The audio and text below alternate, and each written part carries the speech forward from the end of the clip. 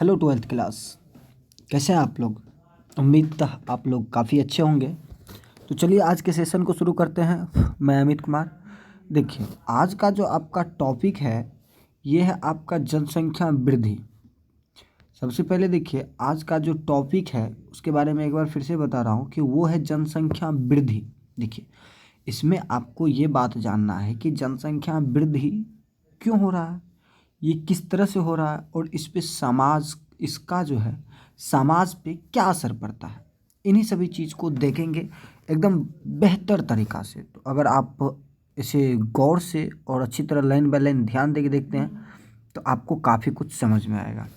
चलिए सबसे पहले तो कहता है जनसंख्या वृद्धि अथवा जनसंख्या परिवर्तन का अभिप्राय किसी क्षेत्र में समय की किसी निश्चित अवधि के दौरान बसे हुए लोगों की संख्या में परिवर्तन से है।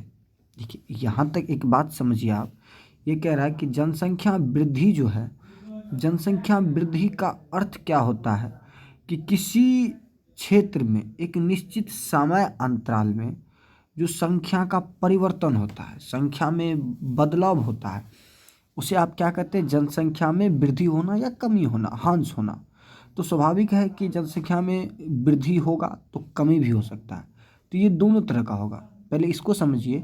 मान लीजिए 5 साल में 10 साल पहले, जैसे जनगणना 10 साल पे होता है भारत में, तो 2011 में भारत की जनसंख्या अगर देखा जाए तो विश्व स्तर पर दूसरे स्थान पे था, पहले स्थान पे चीन था।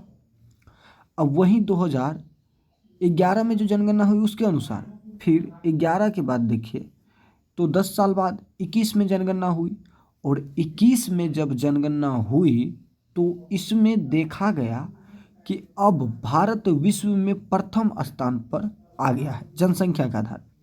तो इसका मतलब आप ये बात तो समझ सकते हैं कि जब प्रथम स्थान पे आ गया है तो जनसंख्या यहाँ का बढ़ा है। तो एक निश्चित समय में देखा गया ना, एक विशेष क्षेत्र में देखा गया ना, तो वही बात कहता है जनसंख्या वृद्धि अथवा जनसंख्या परिवर्तन का मतलब क्या होता है कि किसी क्षेत्र में किसी निश्चित समय में, एक निश्चित समय के बीच लोगों की संख्या में जो परिवर्तन होता है वो आपका क्या कहलाएगा? जनसंख्या वृद्धि कहलाएगा। देखिए कहता है यह परिवर्तन धनात्मक भी हो सकता है और ऋणात्मक भी। देखिए ये बढ़ सकता है, धनात्मक होगा, घट सकता है, ऋणात्मक होगा। कहता है इससे निरपेक्ष संख्या अथवा प्रतिशत के रूप में अभिव्यक्त किया जा सकता है। देखिए हम ये भी कह सकते हैं कि पहले की तुलना में इस बार कितना प्रतिशत जनसंख्या बढ़ा है, ये आप प्रतिशत के रूप में भी इसे लिख सकते हैं। देखिए जनसंख्या परिवर्तन किसी क्षेत्र की आर्थिक प्रगति, सामाजिक उत्थान, ऐतिहासिक और सांस्कृतिक पृष्ठभूमि का महत्वपूर्ण सूचक है। जरा गौर से देखिए, ये कहता है कि जनसंख्या परिवर्तन जो है आपका, ये क्या है कि किसी क्षेत्र का, जिस क्षेत्र की जनसंख्या को हम देखेंगे उस क्षेत्र की आर्थिक प्रगति, सामाजिक उत्थान और ऐतिहासिक तथा सांस्कृतिक पृष्ठभूमि का महत्वपूर्ण सूचक है। अगर किसी क्षेत्र की जनसंख्या का हम अवलोकन करें तो वहाँ के आर्थिक प्रगति, जो वहाँ का जो हालत है, समाज अमीर है, गरीब है या मीडियम है, इसका पता चल जाएगा।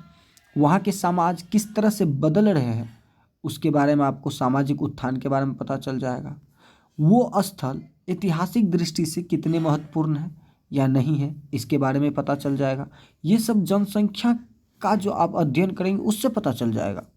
आगे देखिए सांस्कृतिक, वहाँ पे किस तरह की सांस्कृतिक का पालन हो रहा है, अनुसरण किया जा रहा है, इन सब के बारे में भी आपको काफ़ी जानकारी मिल सकता है जनसंख्या के बारे में, अगर आप जानकारी इकट्ठा कर रहे हैं तो ये सारी बातें आपको जनसंख्या से संबंधित मिल जाएंगे। चलिए आगे के देखते हैं। यहाँ पे देखिए कुछ लाइन कहता है कि देखिए कहता है कि जनसंख्या भूगोल की कुछ आधारभूत संकल्पना। देखिए जनसंख्या भूगोल एक अलग भूगोल के रूप में आ जाएगा जिसमें आपको उसकी कुछ संकल्पना दी गई है, उसका कुछ थ्योरम दिया गया है। कहता है जनसंख्या की वृद्धि, जनसंख्या की वृद्धि कहता समय के दो अंतराल के बीच एक क्षेत्र विशेष में होने वाली जनसंख्या में परिवर्तन को जनसंख्या वृद्धि कहा जाता है। सेम बात है। अब देखिए उदाहरण के लिए यहाँ पे दिया है आपको, यदि भारत में 2001 की जनगणना देखा जाए तो 102.70 करोड़ हो जाता है आपका जनसंख्या। वहीं 2011 में देखा जाए तो 121.2 करोड़ जनसंख्या थी। और जबकि भारत में देखिए जनसंख्या में से घटाए तब हमें जनसंख्या की वृद्धि पता चल जाएगा।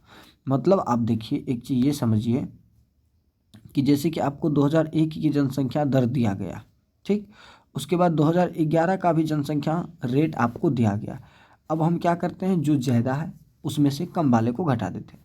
मतलब क्या करते हैं, 2021 में जो है उससे 2001 की जनसंख्या को घटा देंगे तो आपको कितना आ जाता है। देखिए 2001 में कितना था, 102.70 करोड़, और 2011 में था 121.2 करोड़। घटाइएगा आप तो ये आपको 18 करोड़ मिलेगा।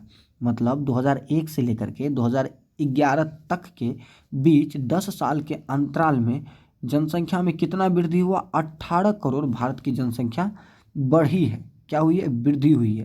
तो इसका मतलब आप ये भी कह सकते हैं कि जनसंख्या आपका धनात्मक हुआ है, ना कि ऋणात्मक हुआ है। ठीक ना, जनसंख्या आपका क्या हुआ है, वास्तविक जनसंख्या का पता चलेगा और ये आपका धनात्मक है। चलिए बेहतर आगे देखिए, कहता है जनसंख्या की वृद्धि दर। जनसंख्या की जो है वृद्धि दर के बारे में जानना है तो देखिए इसके बारे में भी काफ़ी अच्छी जानकारी आपको मिलेगा। देखिए जानना जरूरी है, ये बात जानिए। कहता है यह जनसंख्या में परिवर्तन है जो प्रतिशत में व्यक्त किया जाता है। दर मतलब क्या कह सकते हैं आप, प्रतिशत। तो जनसंख्या में जो परिवर्तन हुआ उसे अगर प्रतिशत में व्यक्त करते हैं तो उसे कहेंगे जनसंख्या की वृद्धि दर। कितना दर के अनुसार, किस अनुसार ये वृद्धि हो रही है। वही देखिए अगला टॉपिक आपका, अगला जो पॉइंट समझने के लिए है आपके पास वो है जनसंख्या की प्राकृतिक वृद्धि। मतलब नेचुरल वृद्धि जो है जनसंख्या की, उसके बारे में जानना है। कहता है किसी क्षेत्र विशेष में 2 समय अंतराल में जन्म और मृत्यु के अंतर से बढ़ने वाली जनसंख्या को उस क्षेत्र की प्राकृतिक वृद्धि कहते हैं। मतलब इसको ऐसे समझिए, देखिए यहाँ पे कहता है कि किसी क्षेत्र विशेष की हमको जनसंख्या, उसमें भी प्राकृतिक वृद्धि निकालना है, जनसंख्या की प्राकृतिक वृद्धि निकालना है। तो एक समय निश्चित करेंगे, अप्रोक्सीमेटली 10 साल, लगभग 10 साल लेंगे। अब उस 10 साल में हम क्या करेंगे, जन्म दर देखेंगे कि 10 साल में कितने बच्चे जन्म लिए, और वहीं 10 साल के अंदर ही देखेंगे कि कितने बच्चे उसी क्षेत्र में, बच्चे नहीं मतलब टोटल आदमी कितने स्वर्ग सिधार गए, भगवान को प्यारे हो गए। अब दोनों की संख्या मेरे पास मिलेगा। अब दोनों में से हम क्या करेंगे, जन्म दर में से मृत्यु को घटा देंगे। अब जो बचेगा वो आपका क्या हो जाएगा, मूल या बोलिए तो प्राकृतिक वृद्धि हो जाएगा। समझ गए, वो क्या हो जाएगा आपका प्राकृतिक वृद्धि। वही कहता प्राकृतिक वृद्धि बराबर जन्म माइनस मृत्यु, जन्म माइनस मृत्यु अंतराल। चलिए आगे देखते हैं, नेक्स्ट टॉपिक आपको समझने के लिए क्या है। अगला कहता है जनसंख्या। देखिए जनसंख्या की वास्तविक वृद्धि। देखिए जनसंख्या की जो वास्तविक वृद्धि है, यह वृद्धि तब होती है जब, वास्तविक वृद्धि कब होती है, जब वास्तविक वृद्धि क्या होगा, जन्म दर मृत्यु दर, जन्म दर मृत्यु दर आप्रवास उत्प्रवास, इन सब को आप एक साथ करेंगे तो आपको क्या मिलेगा, ये आपको मिल जाएगा वास्तविक जनसंख्या दर। इसमें क्या करना है, जन्म दर में से मृत्यु दर घटा देंगे, फिर क्या करेंगे, आप्रवास आने वाला, उत्प्रवास जाने वाला, आप्रवास आने वाला, उत्प्रवास जाने वाला। इसको ऐसे समझिए, देखिए कुछ समय में कुछ बच्चे जन्म लिए, मतलब 10 साल में कुछ बच्चे क्या हुए, जन्म लिए। उसी 10 साल में कुछ आदमी मर गए, दोनों को घटाएंगे तो कुछ ना कुछ आंसर आएगा वो पॉइंट। और उसके बाद कुछ व्यक्ति दूसरे जगह से आकर के उस क्षेत्र में रहने लगे, कुछ व्यक्ति उस क्षेत्र के जो थे दूसरे जगह चले गए, तो इन दोनों को भी घटा लेना है। अब फिर दोनों को क्या करना है, जोड़ देना है। आपका ये आ जाएगा वास्तविक वृद्धि दर, सॉरी वास्तविक वृद्धि आएगा, दर नहीं समझना है, वास्तविक वृद्धि आ जाएगा। बिल्कुल समझ गए। चलिए आगे देखते हैं। आगे आपका है जनसंख्या की धनात्मक वृद्धि। देखिए सीधी सीधी बात है, इसमें कुछ खास नहीं, बात कर रहे हैं जनसंख्या की धनात्मक वृद्धि के बारे में। चलिए कहता है यह तब होती है जब दो समय अंतराल के बीच जन्म दर मृत्यु दर से अधिक होती है। जन्म लिए हुए व्यक्तियों की संख्या, बच्चों की संख्या मरने वाले बूढ़ों की संख्या से अधिक होने लगे तो समझ लेना ये जनसंख्या धनात्मक जनसंख्या में जाएंगे। किस जनसंख्या में जाएंगे? धनात्मक। अधिक हो तब अन्य देश से लोग अस्थायी रूप से उस देश में प्रवास कर जाते हैं। अन्य देश से लोग क्या करते हैं? उस देश में अस्थायी रूप से प्रवास कर जाते हैं, ठीक ना, जिसको आप क्या कहेंगे? जनसंख्या की धनात्मक वृद्धि। फिर से समझिए, आप कंफ्यूज हैं।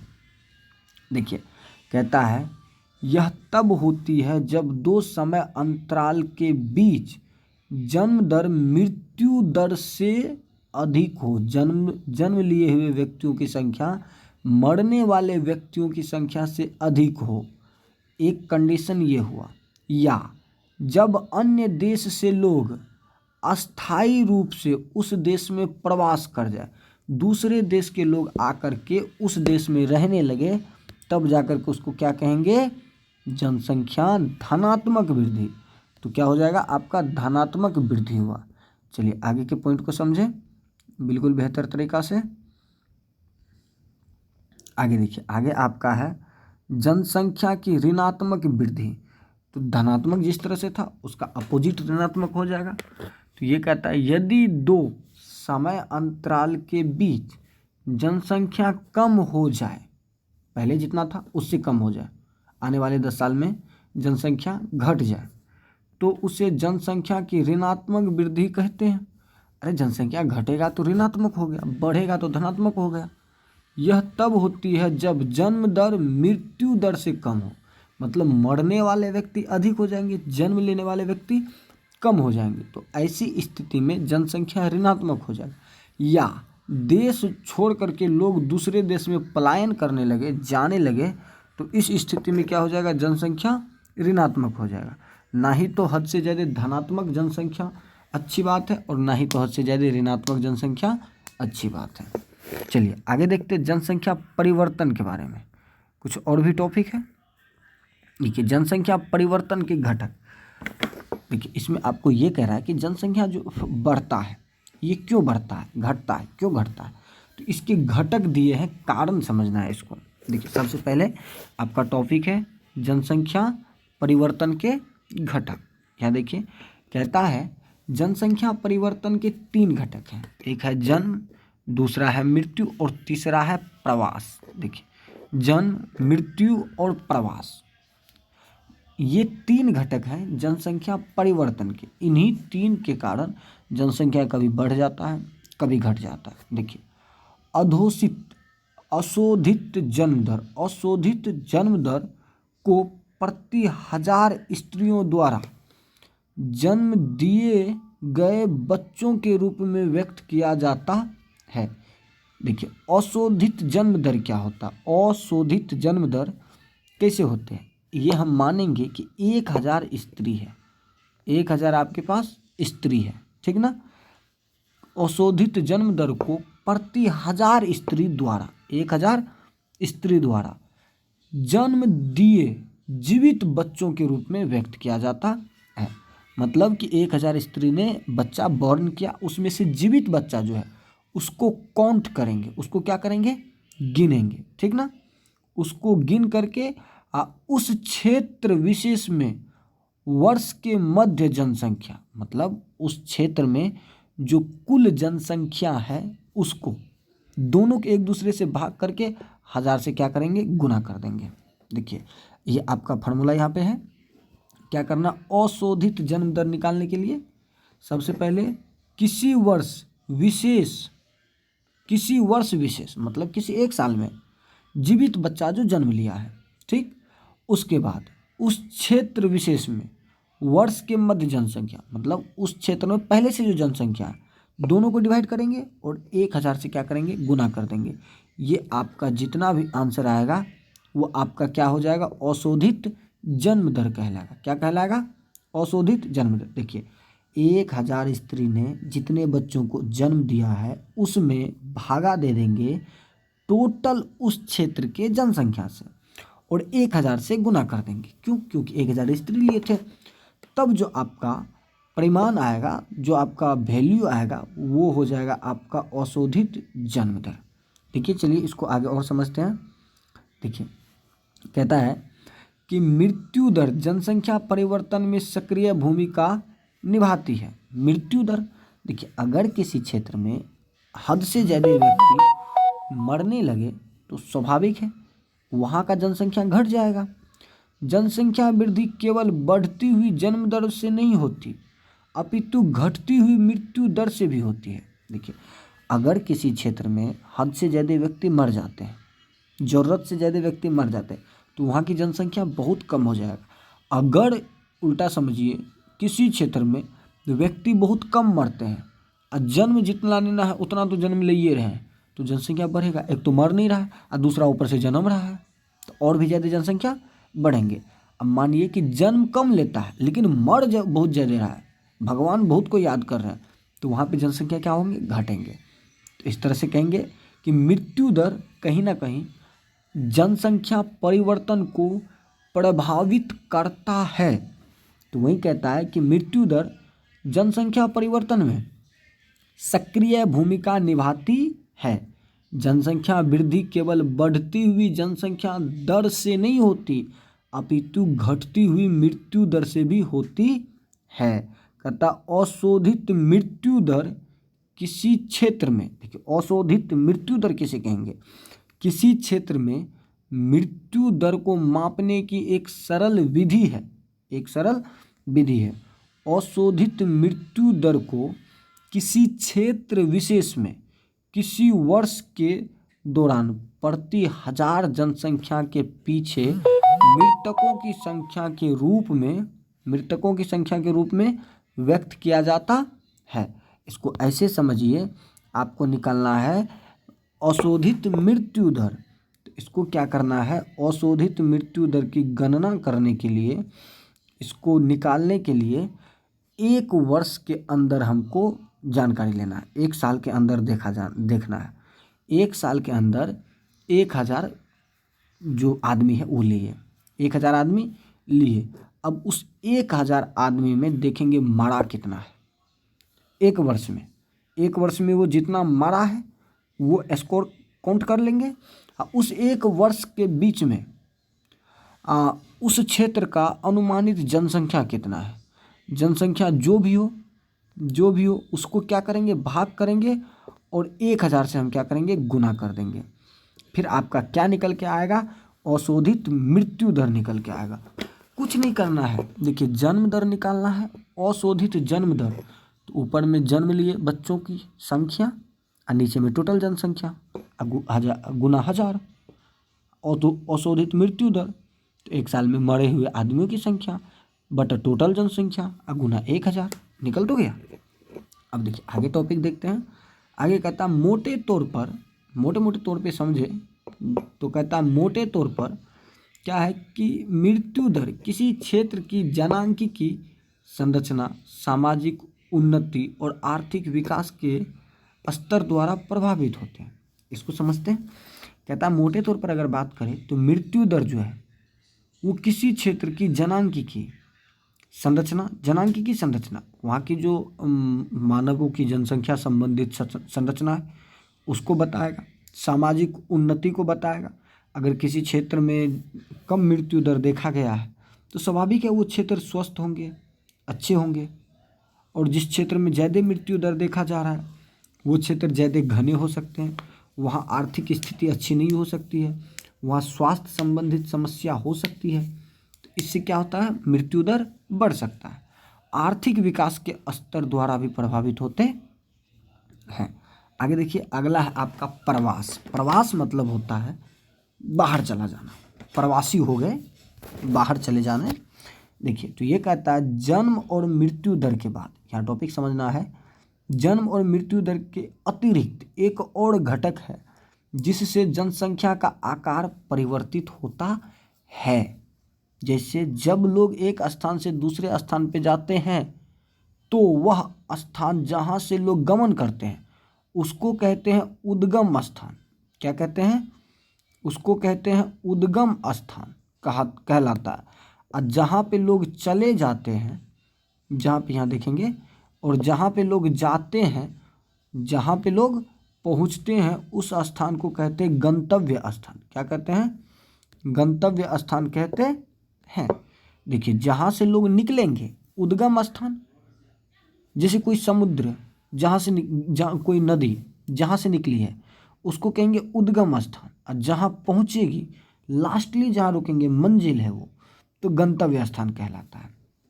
अब देखिए, उद्गम स्थान से जनसंख्या निकल गई, उद्गम स्थान जनसंख्या में कमी को दर्शाएगा, क्योंकि जहाँ से निकला है वहाँ घट जाएगा, और जबकि गंतव्य स्थान जनसंख्या बढ़ाएगा। लोग जहाँ पे चले जाएंगे वहाँ पे जनसंख्या बढ़ जाएंगे। प्रवास को मनुष्य और संसाधन के बीच बेहतर संतुलन प्राप्त करने की दिशा में एक स्वतः स्फूर्त प्रयास के रूप में निरूपित किया जाता है। देखिए, आदमी एक जगह से दूसरी जगह प्रवास क्यों करता है? संसाधन को देख करके करता है। अभी देखिए, आप जहाँ निवास कर रहे हैं, अगर आपको वहाँ पे अच्छा स्वास्थ्य व्यवस्था, अच्छी शिक्षा व्यवस्था, अच्छा आवागमन यातायात व्यवस्था, सब कुछ नहीं मिले, जीवन जीने के लायक जितनी भी सुविधा है वो आपको बिल्कुल नहीं मिले, तो आप क्या करेंगे? बहुत जल्दी सोचेंगे बाबू यहाँ से निकल लो, यहाँ बड़ी समस्या चल रही है। खाने को अनाज नहीं मिलता है, पीने को पानी नहीं मिलता है, पीने को पानी नहीं मिलता है, ये भी एक बहुत बड़ी दिक्कत की बात है। अरे पानी तो छोड़ो भाई, यहाँ पे बीमार पड़ जाए तो दवाई लेने के लिए 30 किलोमीटर जाना पड़ता है। अगर कोई लेडीज प्रेग्नेंट है 30 किलोमीटर जाएंगे, यातायात बढ़िया नहीं है, बैलगाड़ी से लेके जाएंगे, बैलगाड़ी बड़ा वाला जो गाड़ी होता है, पता चलेगा रास्ते में बचवा जन्म ले लिया। समझ रहे ना? तो चलिए, तो इस तरह से क्या होता है कि प्रवास क्या करता है? वो संसाधन और मनुष्य, इन दोनों के बीच में संतुलन बनाता है।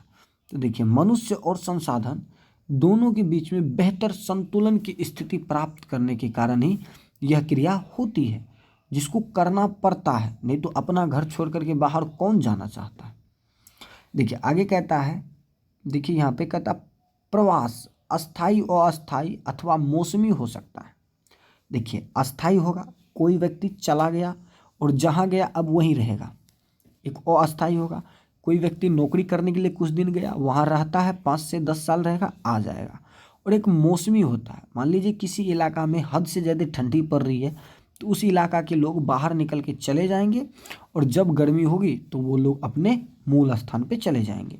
तो 3 तरह के होते हैं, अस्थाई प्रवास और अस्थाई प्रवास और मौसमी प्रवास। देखिए, गांव से गांव, गांव से नगर, नगर से नगर, नगर से गांव की ओर हो सकता है। जनसंख्या परिवर्तन है तो एक गांव से लोग दूसरे गांव में जाएंगे, संभव है। एक गांव से दूसरे गांव जाएंगे, या गांव से किसी नगर में चले जाएंगे, या एक नगर से दूसरे नगर में चले जाएंगे, या मान लीजिए नगर से वो गांव रिटर्न हो जाएंगे। तो इस तरह से ये प्रवास यही ना होगा, गांव से गांव में जाएंगे, या गांव से नगर में जाएंगे, या नगर से दूसरे नगर में जाएंगे, या फिर नगर से गांव आ जाएंगे। तो ये प्रवास का स्थान हो गया। आपको कहता है आगे, देखिए आगे का पॉइंट जो आपके लिए है इम्पोर्टेंट पॉइंट है, आप इसे शिद्दत से देखें, बहुत कुछ है इसमें। कहता क्या आप महसूस करते हैं कि एक ही व्यक्ति दोनों ओर अप्रवासी और उत्प्रवासी हो सकता है? देखिए, एक सवाल दिया आपको, क्या एक ही व्यक्ति दोनों ओर अप्रवासी और एक उत्प्रवासी हो सकता है? तो सबसे पहले अप्रवासी और उत्प्रवासी क्या होता है इसे जानना जरूरी है। तो चलिए इसे जान लेते हैं। देखियो, अप्रवासी जो है, अप्रवासी का मतलब क्या होता है? यहाँ पे है, कहता प्रवासी जो किसी नए स्थान पे जाते हैं, जो किसी नए स्थान पे जाते हैं वो अप्रवासी कहलाते हैं। जहाँ पे जाएंगे वहाँ के लिए अप्रवासी, आने वाला प्रवासी। अब देखिए, प्रवासी जो किसी नए स्थान पे जाते हैं अप्रवासी कहलाते हैं। मेरे यहाँ कोई आया, मेहमान कहेंगे, लेकिन वो अपने घर पे तो मेहमान नहीं है, यहाँ पे लेकिन वो तो मेहमान है। तो उससे पूछेगा आप कौन, तो हम उसका फलनमा का मेहमान। उसको अपने गाँव में पूछेगा तो हम मेहमान अपने गाँव में थोड़े ना है, अपने गाँव का तो भाई अपने निवासी हैं। अब देखिए, उत्प्रवास क्या होता है? उत्प्रवास का कहता प्रवासी जो एक स्थान से बाहर चले जाते हैं उसको कहते हैं उत्प्रवास। समझ गए। देखिए जैसे राम जो है या मोहन है या करण है, करण रामपुर गांव से निकल के चल जाता है पालमपुर। रामपुर से निकल के कहाँ चल जाता है? पालमपुर। तो देखिए ये जो करण है, करण रामपुर से निकल के पालमपुर गया, तो रामपुर से निकल गया तो यहाँ के लिए करण उत्प्रवासी हुआ, लेकिन पालमपुर पहुँच गया तो वहाँ के लिए आप्रवासी हुआ। क्लियर ना? चलिए बेहतर आगे देखें। आगे का पॉइंट कहता है, आगे देखिए आपके लिए कुछ कह रहा है, कहता है क्या आप सोच सकते हैं। यहाँ देखिए आगे कहता है कि क्या आप सोच सकते हैं कि लोग किन कारणों से प्रवास करते हैं। हाँ, लोग किन कारणों से प्रवास करते हैं आप सोच सकते हैं। पहली बात, प्रवास मूल रूप से संसाधन को प्राप्त करने के लिए होता है। संसाधन को प्राप्त करने के लिए होता है, एक जगह से दूसरी जगह आना जाना पड़ता है। तो संसाधन में आप देखिए अच्छी व्यवस्था में प्रशासनिक व्यवस्था, सामाजिक व्यवस्था, सांस्कृतिक व्यवस्था, धार्मिक नीति, ये सब कारण हो गए। उसके बाद आर्थिक स्थिति हो गया, उसके बाद यातायात स्थिति हो गया, उसके बाद आप देखिए तो रेलवे लाइन हो गया, उसके बाद आप देखेंगे तो ये जो आपका चिकित्सा व्यवस्था हो गया, शिक्षा व्यवस्था हो गया, जीवन शैली हो गया, कृषि कार्य हो गया, तो रोजगार हो गया। इन सब चीज़ों के लिए लोग एक जगह से दूसरी जगह आते जाते हैं। चलिए आगे कहता है लोग बेहतर आर्थिक और सामाजिक जीवन के लिए प्रवास करते हैं। स्वाभाविक है, बेहतर करना चाहते हैं। प्रवास को प्रभावित करने वाले कारक दो समूह हैं। कारक के दो समूह देखिए, प्रवास जो होते हैं, प्रवास होने के दो कारण होते हैं। पहला कारण होता है आकर्षण और दूसरा कारण होता है विकर्षण, जिसको अपकर्षण बोलिए। आकर्षण और अपकर्षण। देखिए जिसको प्रतिकर्षण पहले समझिए, प्रतिकर्षण दिया है। प्रतिकर्षण मतलब हुआ क्या आपका, जो आपको क्या करेगा, निम्न स्थिति के कारण मन में ऐसा भावना जगा देगा, हो यार ये बेकार है, यहाँ रहना थोड़ा सा अजीब लग रहा है, तो उस जगह से आपको प्रतिकर्षण हो गया। अपकर्षण मतलब आपको अपने ओर खींच रहा है, अपने ओर आकर्षित करना, समझ रहे हैं ना। तो देखिए प्रतिकर्ष कारक बेरोजगारी, रहन सहन की निम्न स्थिति, राजनीतिक अपद्रव्य, प्रतिकूल जलवायु, प्राकृतिक विपदाएं, महामारी, सामाजिक आर्थिक पिछड़ेपन जैसे कारण उद्गम स्थान को कम आकर्षित करते हैं। देखिए समझिए, अगर जहाँ आप रह रहे हैं वहाँ पे आपको बेरोजगारी जैसी समस्या से लड़ना पड़ेगा, तो आप सोचेंगे कि ऐसा जगह चले जाते हैं जहाँ हमको रोज़गार मिल जाए। तो एक कारण तो आपका बेरोजगारी हो गया, जो आपको क्या कर रहा है, प्रवास करने के लिए विवश कर रहा है। रहन सहन का व्यवस्था देख रहे हैं, रहन सहन अगर आपके पास आर्थिक स्थिति अच्छी नहीं है तो रहन सहन आपका थोड़ा सा लो रहेगा।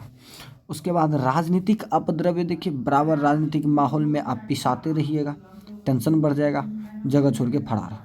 प्रतिकूल जलवायु, अभी हद से ज़्यादा ठंडी पड़े, हद से ज़्यादा गर्मी पड़े, दिन में 4 बार तूफानें आ जाए, आंधी आ जाए, कपड़ा दिए लारने के लिए, पता चला पड़ोसिया के घर में जाके कपड़ा गिरा हुआ है, पड़ोसिया उधर से पोछन बना लिया, बर्तन साफ करने वाला, आंगन साफ करने वाला पोछा बना लिया फर्श पे लगाने वाला, अब उससे लड़ना पड़ रहा। आंधी बह रहा है, भूकंप हो रहा है, जलवायु अच्छा नहीं है, प्राकृतिक विपदा आ जाता है। जब देखो दिन भर बारिश हो रही है, रात को भी बारिश हो रही है, निकल नहीं सही से पाते, 7-8 दिन 10 दिन से वर्षा लगातार हो रही है, पानी बहुत ज़्यादा बढ़ गया है, बर्फ़ गिरने लगा है, हद से ज़्यादा गर्मी बढ़ रही है, भूकंप हो गया है, ज्वालामुखी बगल में फट गया। ये सब आपका प्राकृतिक विपदा है। महामारी के टाइम में देखिए कोरोना का काल आया, सब लोग बाहर से भाग के अपने घर आ गए, तो महामारी हो गया। सामाजिक आर्थिक पिछड़ेपन हो गए, सामाजिक आर्थिक आपको अच्छा समाज नहीं मिला, सामाजिक परिवेश अच्छा नहीं मिला, या आपका जिस समाज में रहते उस समाज में आपको काम नहीं मिलता है, तो जिसके कारण आपको गरीबी जैसी स्थिति से गुजरना पड़ रहा है। तो इन सब कारणों को देखते हुए आप सोचिएगा भैया यहाँ से निकल लेते हैं, यहाँ हमारा गुजारा होने वाला नहीं है। उसी तरह इसके विपरीत देखिए तो अपकर्ष कारक क्या है, कहता है काम के बेहतर अवसर और रहन सहन की अच्छी दशाएं, शांति, स्थायित्व, जीवन व संपत्ति की सुरक्षा तथा अनुकूल जलवायु जैसे कारण गंतव्य स्थान को उद्गम स्थान की अपेक्षा अधिक आकर्षक बनाते हैं। इस बात को आप समझिएगा। कहता कि काम के बेहतर तलाश में एक आदमी दूसरे शहर जा कर के रह जाते हैं, एक आदमी दूसरे शहर जा कर के रह जाते हैं और वहीं अपना जीवन यापन करने लगते हैं।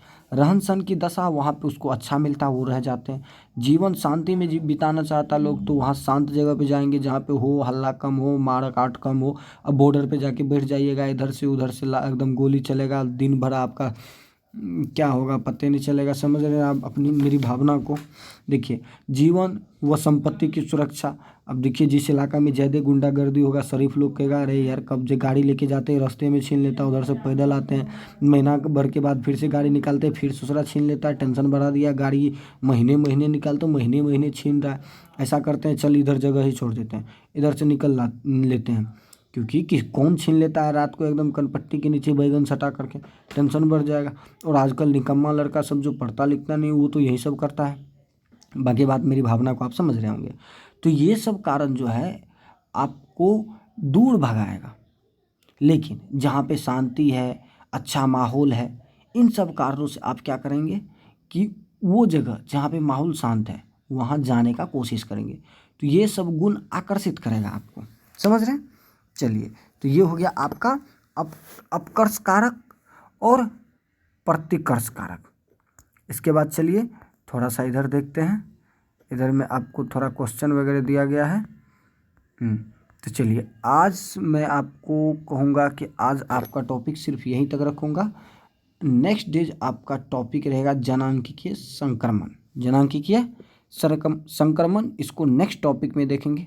तब तक आप रिवाइज कीजिए, मिलते हैं अगले वीडियो में।